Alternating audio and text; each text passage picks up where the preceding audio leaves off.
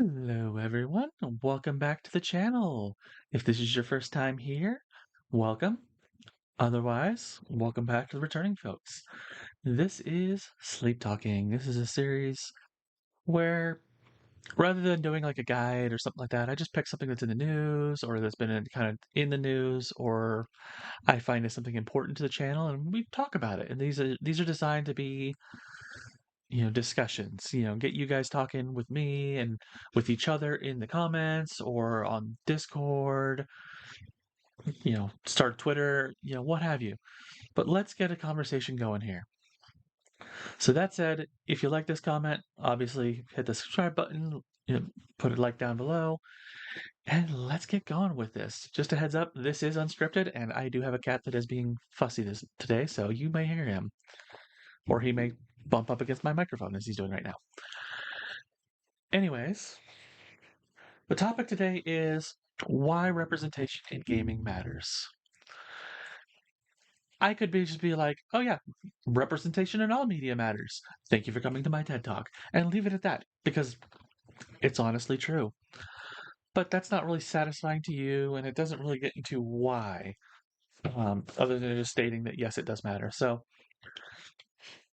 let's talk a little bit more about that. And I know that some of you are already getting ready in the comments to just come out and be like, well, hold up here. I'm a red-blooded white Christian American man, and you don't hear me complaining about any of this representation garbage. Why do we got to keep talking about this? And I hear you, dear viewer. I do. But let's change that up a little bit. What if suddenly, instead of being, white, het, cis guy in America, you were an immigrant, or you're a woman, or gay, or black? What if, say, oh, I don't know, you were a AMAB, trans femme, gender fluid individual who is panromantic, asexual, goth, military veteran, and has PTSD? I know, I know. Such a person doesn't exist. Well, I have one word for you. Hello! We do exist. Now, I'm not saying that every character in gaming needs to be all of those things. But I want you to think about, like, let's take a look at some of the most iconic games and characters of all time. Metroid, female protagonist. And we'll come back to that because I love Metroid. Tomb Raider, female protagonist. Beyond Good and Evil, a game that we have been screaming for a sequel for forever. And my ring light is not pointed well here. There we go, a little bit better. You know, having that diversity in games gives us better games, straight up. Um, and the thing is, there is representation. You pick any identity, and there is representation for it. And that's like it's just really not hitting very well. Hold on, let me turn that up a little bit. There we go. If you go to indie titles, there is representation anywhere and everywhere you want to look. You can find, yeah, there's trans representation, there's queer representation, there's you know different ethnic representations. Unpacking a lot of, I don't know if everyone caught this. Very first stage is like, oh hey, this character's Jewish because you pull out the dreidel as your in one of the boxes. That's representation.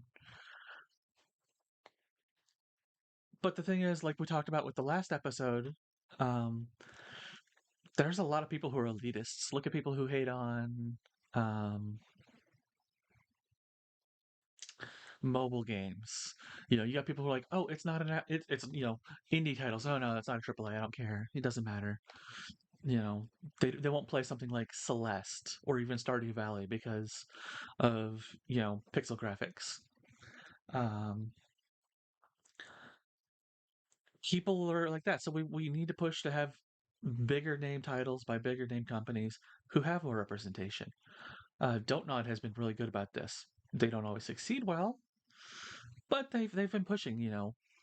Like if you remember their first game, ironically, most people don't, despite the fact that it was named Remember Me. It flopped. It was a good game. I enjoyed it, but it flopped. They were having to deal with restructuring and all that until Life is Strange came out. And Life is Strange had its problems, but it was a step in the right direction. Tell Me Why came out a couple years ago. It's still in my backlog. I haven't played it, but it's huge being one of the few and only games out there that has a trans man as the protagonist, a canonical trans man. It's not like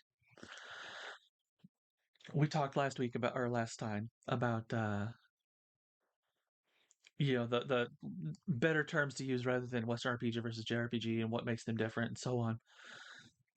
And what we classify as the Western RPG is the one where it's like you create your character and it's your self-insert and you tell the story or whatever you want within the world that's there rather than a set narrative. And those games are fine, but a lot of times the only thing that is representative in there of like you the player is you the character. You don't see um a lot of representation that's not there. Like for LGBT specific stuff, like that's actually a phenomenon known as the gay button. Um, and Verily Bitchy does a great episode on it on YouTube. If I can figure out how to uh, include it, I'll have like a picture up here as I'm talking. Because I'm actually off for a couple days, so I can finally record, like do editing. But if not, it'll definitely be linked in the description. But basically, what it is this phenomenon in games where uh, there is like same-sex content, but it's hidden. Like it's the player has to initiate it. Like look at Stardew Valley. Stardew Valley is actually a really good example, and it's one that she uses. But you can see this in other games as well. But all the bachelors and bachelorettes are mechanically bi. But in universe, there's nothing pointing to that unless you, the player, are go after pursue them. Leah, her ex is the same gender as your farmer that you selected at creation. So Leah is always either straight or lesbian. Like you never see like her actually having romantic attractions towards both sexes um, in game. So it's this concept of something that people want hidden, or it's like representation is hidden to those who don't actively want it. Another good example, keeping with Stardew Valley, racial diversity. You have Demetrius and Maru. Everyone else is white unless the farmer is, has some other different skin color. Uh, Disability. You have George, who injured his legs in that mining accident. Um, there are arguments that Demetrius is also on the autism spectrum, but for as great a game as Stardew Valley is, it's not super diverse. One of the things that really I loved and was excited me for Harvestella, as much as I rip into that game and as disappointed with it as I was the fact that this is a game by a AAA studio that allows you to be non-binary.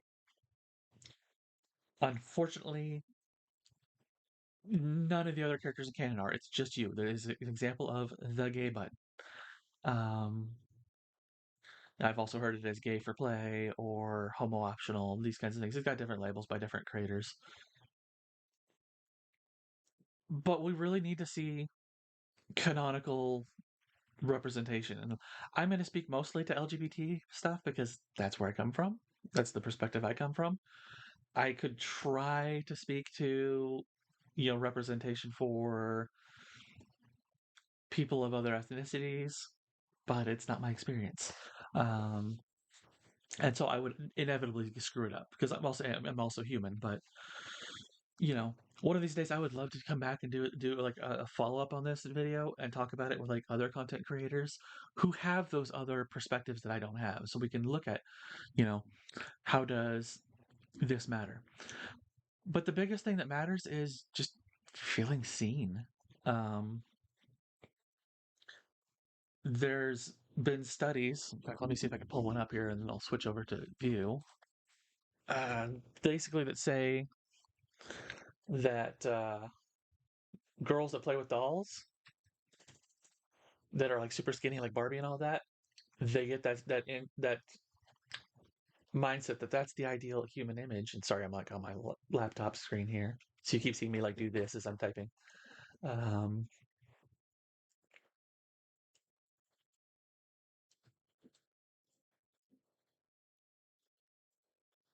there's like this um study, and I'm not finding it here. Where like if you have like the really skinny dolls, your Barbies and stuff like that, that girls will be like, well, that's the ideal body type is thin, and like when like Barbie came out with like the other body types, and little girls didn't want them because they called them fat, even though they're all still super skinny. But if you give like more typical, like plus size or other kind of things, then young girls will associate like the ideal body type is more realistic to their own body type. Representation. So representation in all media matters. Um, yeah, I cannot find this study. Google, you fail me, or I just don't know what the right put in for it. Not the point. The point is, I can speak to something similar to that with my own experience. Like I am an older millennial. Um, I grew up in the 80s and the 90s, and like I'm actually older than the Famicom. Like to give you an idea, I'm an older millennial.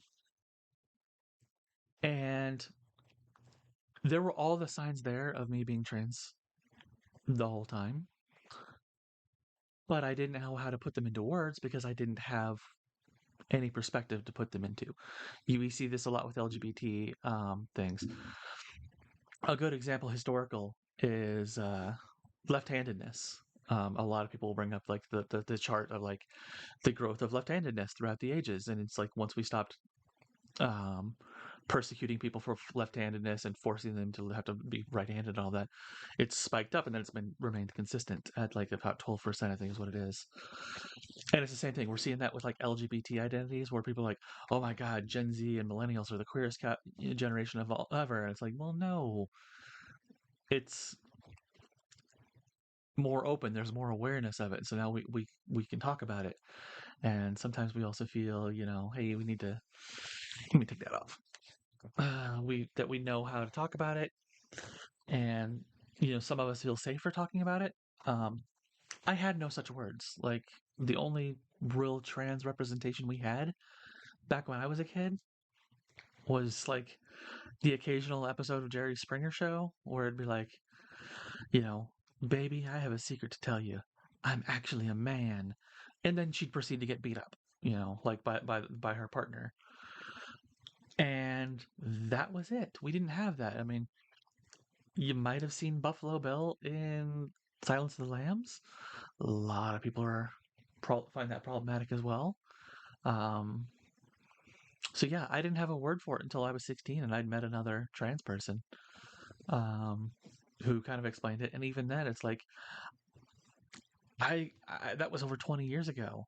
Um, I'm still learning stuff from the trans community, and I'm finding younger trans people who are finding much better ways of explaining what it is. And I'm like, holy crap, that is so good. Um, having representation allows people to better understand themselves. Um, autism, good, there's a lot of reasons to suspect that I have autism, but I don't have a diagnosis.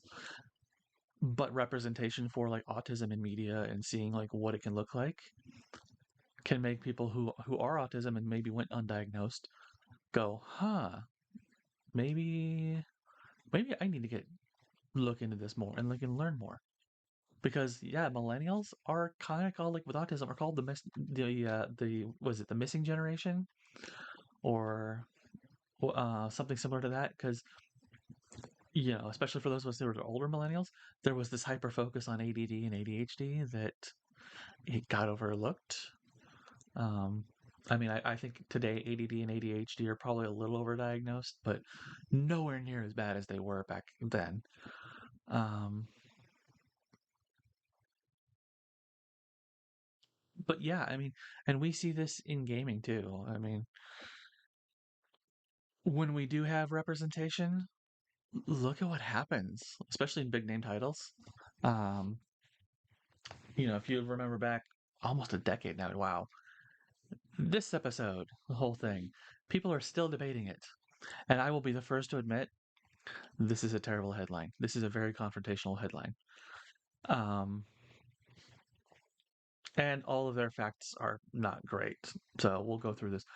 You've probably heard it somewhere along the line. Basically, the whole deal that in '94, when they were doing Super Metroid, there was a guide that came, like, was like a strategy guide kind of thing that also had developer commentary.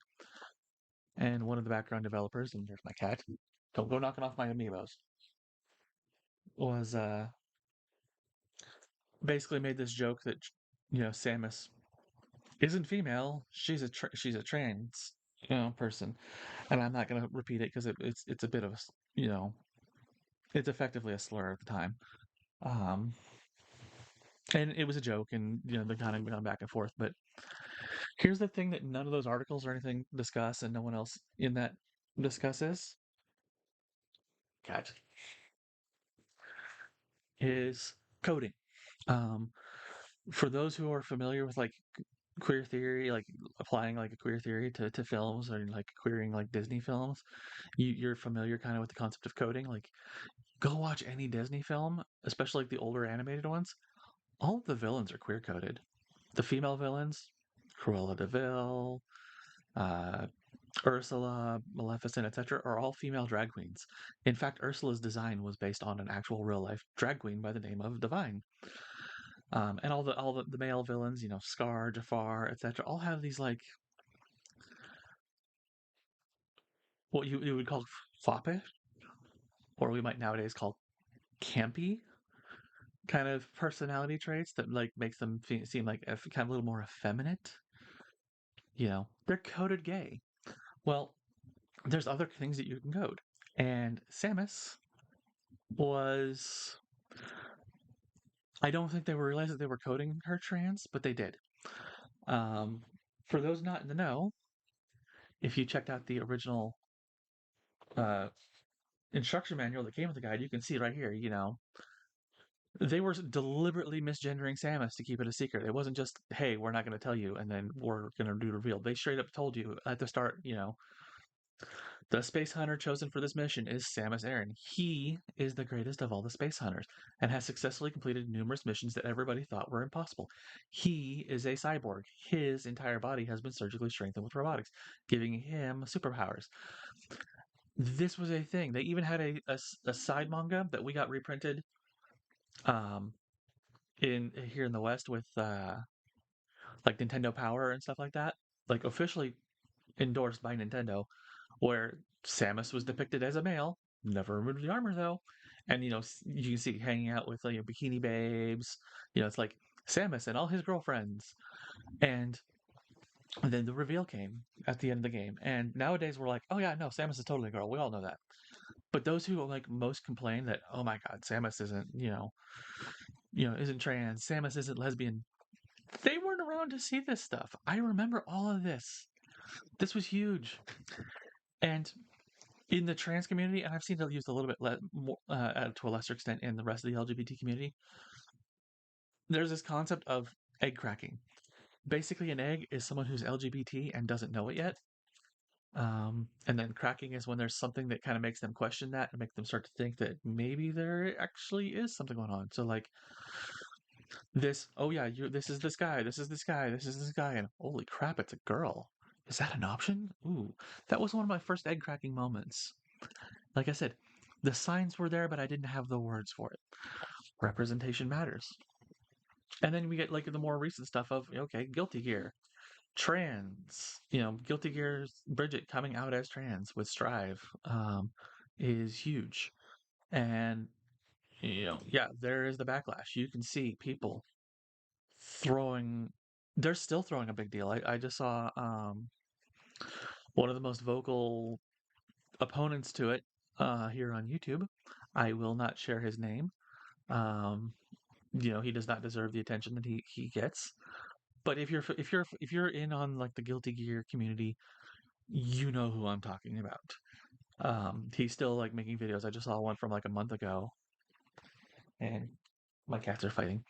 Uh, Still trying to say that no, Bridget is male. Bridget's a femboy. Bridget's this. But yeah, the creator came out and said no, Bridget's a trans woman, and people are. That was back in September, and yet we're still having people fighting this. People fight against representation that isn't them. They want to be like, oh no, I want this, or that they don't have some interest in. Look at the whole thing with that came out just a couple months ago about this article. Link is a trans and non-binary icon, and we're here for it. And you can see like Fox News is angry about that. I remember seeing this like someone do it as a story on CNN when I was at work, like back in like late June, early July, I think it was. People are still talking about this, and it's like, wait, why is this a thing? Like, Link has always been non-binary. Link has always been gender neutral. The whole concept of Link was to be a link between the player and the game, a self-insert, which means that Link, like, yes, we use he/him pronouns for Link, especially in later titles where there actually are story. But Aonuma and Miyamoto and all these others have come out and said no.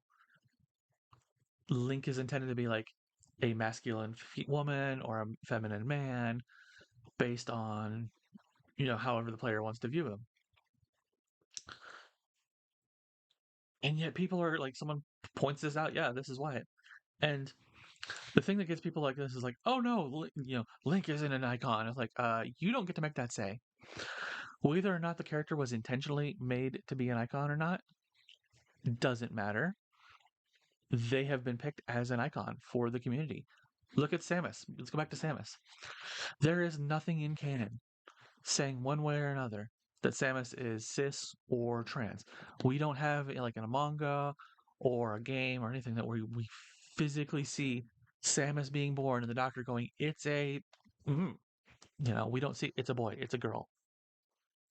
Um, you know, None of that comes up. So in canon, other than saying that Samus is female, we have nothing saying one way or the other. We also have nothing showing one way or the other that Samus is gay, straight, bi, ace, whatever. It doesn't matter. But let's go back to that. Like one of the things that people hated about Metroid Other M, and my light is just being finicky tonight. I keep seeing it go lighter and darker. Um, and that may be my camera. I need to get a better camera. Sorry, but look at Metroid Other M. One of the scenes is like most iconically hated is the scene where Samus is freaking out when first seeing the new Ridley.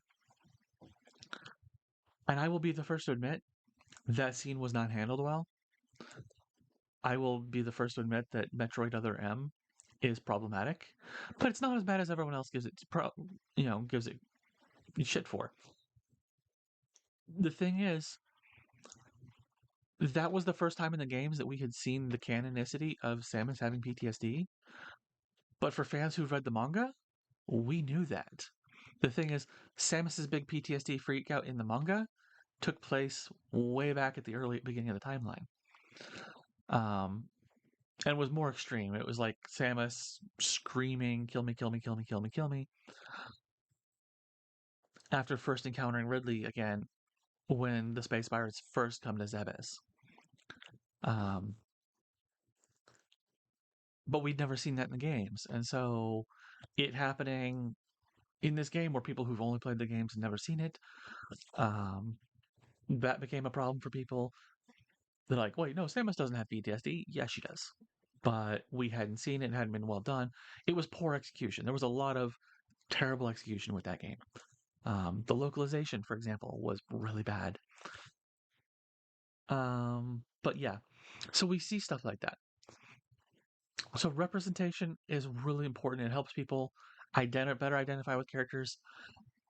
There's already been all these things that show that if you have a more diverse crew put working together and putting together a game, even if the game itself doesn't deal with increased diversity, you get better games. You can extend that to say, yeah, games with more diversity also gives us better games. They push the envelope. They push what can be done. Um, you know, there's a lot of game series that I think like made the jump to 3D too soon, but the jump to 3D was important and needed to be done, and it pushed gaming forward. Um, Unfortunately, you have those, like I said, we have those people who are like, oh, well, I can't go back to non 3D. I gotta have like super realistic graphics as best I can. And it's like, I want something that looks good and plays as fun to play. That's what matters. Um,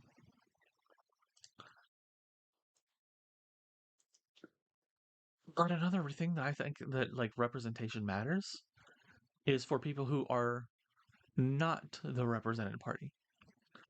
What do I mean? Think back for some of those of you who are a little older and might remember this. Back before shows like Will and Grace, The L Word, Queer Eye, and so on, what it was, what how this nation treated, the U.S. here treated gay people. You started having this representation, and these are shows that were made for straight people. Keep in mind, like James Somerton does a whole thing on like the queering of straight cinema or something like that, where it's like, yeah, no, these are designed like the L Word was designed with straight men and lesbians in mind. Um, Something like that. It's like, yeah, no, the focus is, yeah, we can get the lesbians, but it's also for the straight guys. Um, by creating this content that's for people who are not the represented to see positive representation of different groups, you can destigmatize things. Unfortunately, like right now, you may have heard the term transgender genocide, because of what's going on in, especially the States, but it happens in other countries. It's really bad. I've heard from over in the United Kingdom as well. Um, I don't know. I'm not gonna try and say, ooh, which nation has it worse, because I think we both have it really bad in different ways. Um, but yeah, I mean, that's not a term that just gets thrown away, thrown aside so casually. Um, and I've heard people who want to be allies. They're like, oh, it's because of the suicide rates. And it's like, no, it's because this is exactly what was happening in Germany between 1933 and 1939, before the camps and the chambers and all that, where you were illegalizing, you were making it illegal to have an identity. Um, you know, Back in the history, like when we still were like a slave nation, you know, people that weren't white weren't legally people. There was that whole 3/5 of a person law for voting rights. Um, by allowing people to see others as people and learn positive representation of them. And my cat is looking like he's about to jump down on me. That's why I keep looking up. Sorry. Who's in there? But by having positive representation, we can help fight those kinds of stereotypes. It's you know everybody. There's like that old book for kids. Like everybody poops. It's now illegal for me. Like if I were like traveling, and I have a layover in the state of Florida, it is now illegal for me to poop in the airport. With a fine of at least like a year. I think it's either a minimum or up to a year in prison. And doesn't matter what my birth certificate says. Like they're like pushing like, oh yeah, genetic testing, this kind of thing. They have illegalized an entire identity, and that's how you get the whole be gay, do crime thing. It's how you get all the stereotypes of ethnic minorities being criminals. When you criminalize someone's identity, they Like, well, I'm already a criminal just for existing, so why not do other stuff? Um, if we want to make the world a better place, we need to start by being inclusive. We need to start showing that people are people, and representation helps us do that. I could go into really dark territory. I could talk about, suicide rates and all of that. And simple fact of the matter is, this isn't the channel for that. By having representation in media, we stop dehumanizing each other and we start seeing who we are. And that's super important. That's how we fight bigotry. It's how we fight hate. It's how we become better as a people. You know, there are people who are like, oh, love is what makes us human, or sex is what makes us human, this, that, and the other, like all these arguments. Like, no, no, you know what makes us human? Cooking. Literally, look at the history of cooking. Cooking makes us human. We're the only species that cooks our food. We developed a taste for it, all that kind of stuff. So by stopping pulling this us and them kind of thing, we we become better people, and we get better games, and we stop seeing every third person on chat in like the voice chat in some competitive game or something, calling their teammates or their enemies or whatever a 3-letter F word. Um, there is so much that we can improve. We can make better games. We can make look at the narratives of games. Like we talked about this a little bit last time, I think. Old school games. Like, what is the narrative of this game? Starbomb actually has a trio of songs that like are a series of like the simple plot of, and they pick a game that has generally a more complex plot. Final Fantasy VII, Metal Gear Solid, Kingdom Hearts series. But back in the day, yeah, the simple plot. Look at what's the plot of Frogger? You're a frog crossing the street. This What's the plot of Super Mario Brothers? Princess gets kidnapped, plumber goes saves. Um, but look at the plot of Mario games nowadays. Yeah, they're still kind of princess gets kidnapped, plumber goes and saves, but there's more depth to it. Super Mario Odyssey, there's a bit more depth to it. Super Mario Galaxy, a bit more depth to it. And I have the Mario flag back or there, blanket blocking the window because if I'm recording during the day, but you know, I'm not the biggest Mario fan. I'll be honest. Like, I do play Mario games, but I'm not like, oh yeah, I've got to get that new Mario. Ooh, you know, what have you. But it's even those have gotten better plots. RPGs have gotten consistently better plots. Look at the very first Final Fantasy versus something like Final Fantasy VI, Final Fantasy X. Even for all the hate it gets, Final Fantasy 13. Final Fantasy 13 might have been a little too complex, and that was one of its complaints. Since they're trying to be all over the place with the disjointed of the 13 days or whatever it was. But yeah, narratives are getting better, and that allows us to do more. And by doing more and including more and increasing our opportunities and our options, we get better. Um, so yeah, what do you guys think? I mean, I could keep rambling on this. I could go into some really dark discussions on this, but they're not fitting for this channel. We're here about the games. I may one day do a second channel to look at, queer and political issues and all that because they are important to me. Unfortunately, that is just my day-to-day life.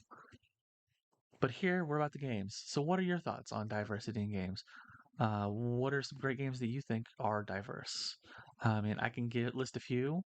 Um, like I love Stardew Valley. We all love Stardew Valley. Coral Island is a much more diverse version of Stardew Valley. It's got everything we love about Stardew Valley for the most part, but it's like a much more diverse cast. I think the island is like a Polynesian island. Um, It's the feel I get from it. There's a lot of Polynesian folks there. There's actually, East Asians. You have, white and black and other ethnicities. Um, Let me pull up some of my other games that I have here that I can talk about. Um, for trans stuff, of course, we talked a little bit briefly on Tell Me Why. It's in my backlog. It's actually downloading as I'm recording this. Um, and the just missing J.J. McField and the Island of Memories, both canonically trans protagonists. Um, Life is Strange, canonically bisexual protagonist, even if the game kind of punishes you for trying to be like it's again another case of the gay button. Verily bitchy, like I said, really talks about that in her thing. Um, let's see. Let me pull up some other good examples of do. I'm trying to remember the name of it. There's one that is a space-based kind of version of like Stardew Valley, where you're like the farmer. Uh, the problem with having such a large freaking Steam library. Here we go. Not Sunless Skies. Verdant Skies. Yeah, you land on the this planet, and the first two people that are there, like it's just you and two other people. One is a Hispanic woman who's blind. The other is a black woman. And as you do various tasks, you get other people coming to the colony and joining, and different ethnicities, different gender identities. You have someone who uses I think it's I forget if it's Zer or they them pronouns. There's like you have actual non-binary characters. You have males, you have females, all ethnicities. Great one to look at. The Witch of Fern Island is kind of still in the works. I think there's some diversity there ethnically. I don't know that there's like canonically LGBT characters. Like Harvestella, you are the only one that's canonically non-binary in the game. Everyone else is specifically male or female. Um, there are no like canonical same-sex couples in there. Everybody kind of looks pretty similar ethnically as well, but that's not uncommon. It's a strange fantasy world. Um, yeah, Coral Island, I talked a bit about. Um, Looking at some other ones that we might could play here. The Good Life is like an English countryside one, so yeah, you have a little bit of cultural diversity, but again, it's kind of this, that, and the other. Graveyard Keeper in medieval Europe, so everybody's white, which is not historically accurate. Um, the My Time titles we both played Portia and Sandrock a little bit on the channel here. I do have some guides on both of those. Mhm. They're very much cases of the gay button. Like there's ethnic diversity. You have white people, black people, and Asian people, etc. Kind of like ethnically, but like there's no canonically lesbian or gay male couples. There's no like trans people, whatever. And on the one hand, it's like yeah, they're not that because of the technology, but it's like trans people of some form, like what we consider trans now, have existed for as long as there's been humanity. There's so many third genders in other cultures and so on. So I would love to see that kind of get put in with maybe the next game. Um, but yeah, there are games that have them, but again, they're mostly indie titles. Tell Me Why is like the only one on the list that I'm like, oh yeah, no, there's that. Um, there are some canonical like non-binary characters. Dead Domain did a video on a few of them back in the day, but like Clack from Borderlands 3, who I haven't played as. I main Moe's. Um, I want to say it was Bloodhound was the name from like Apex Legends. Really not a game I play. Um, Getting gender fluid characters in games almost non-existent, or they're shapeshifters, which is it's a thing. Like asexual characters in media, like with the exception of Todd from BoJack Horseman, name one that isn't like a robot, android, or alien of some sort. Like just a normal human being who's asexual. It's the same thing with like gender fluid. It's like, yep, name one that's not a shapeshifter. because these are tropes that can like easily justify like why that person is, ace or gender fluid or whatever. And it's like, yeah, we love that representation, but we also want like more accurate representation. Um, but yeah, those are some good game recommendations. Put in the comments some that you have. Like, what are ones you have for like representation for whatever communities you're part of. Because very few of us have the like truly majority um, placing. Like the one time, there's one place where where the minority actually has power, and that's where like wealth, the 1% have that, and the majority are the ones who are the actual minority in power. Um,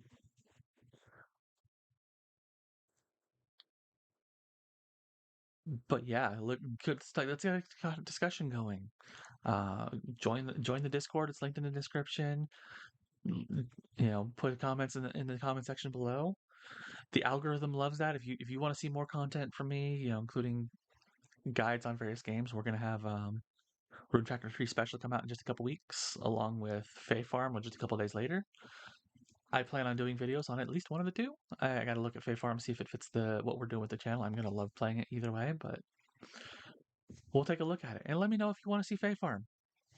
That's a new game. It's a new title. Rune Factor 3 Special is just a remaster. So with that, I'm gonna log off, and I will see you guys next time. See ya.